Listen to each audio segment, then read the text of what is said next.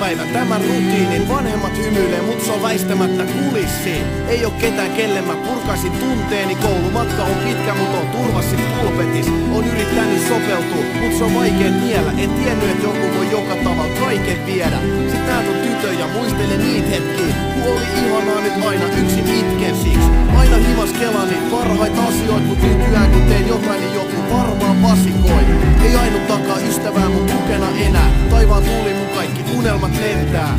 Matkaa kotiin päin vedän savut ja pelkään kulkeen. Toivoisin, että joku päivä vielä herään unesta. Voisin mä saada takaisin kaikki herkät tunteet. Mut nyt musta tuntuu, että on roska, joka lentää tuules. Kun katuvalot syttyy taas, on vähän helpompi olla.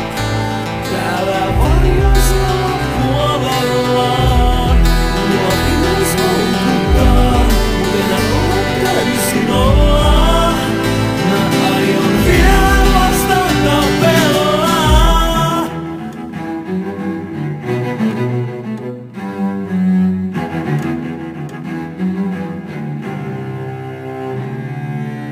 Muistan sen ajan, kun olin onnellisesti suhtees. Mut jos tsekkaa asiaa, sokeasti se sit kusee. Kaikki hymyili ja uskoin sen jatkuvan. Ehkäpä tää on sittenkin vaan muutosten sattumaa. Yhdessä vannottiin toisillemme ikuisesti, että jatkuis aina eikä missään vaiheessa itku tekis.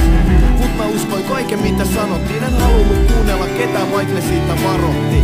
Nyt on ikävä, en pysty kun ajattelee kaikkea sitä, miten hyvän olon pelkät sanat tekee. Mut et niin tarkoittanut, jätit mut toisen takia. Sitten vielä lupasit, että voidaan jatko soitellakin. Mä olin pelinappula, jolle ei oo enää ketään. Mun kaikki ystävätkin ties, et mua vedätetään. Se tästä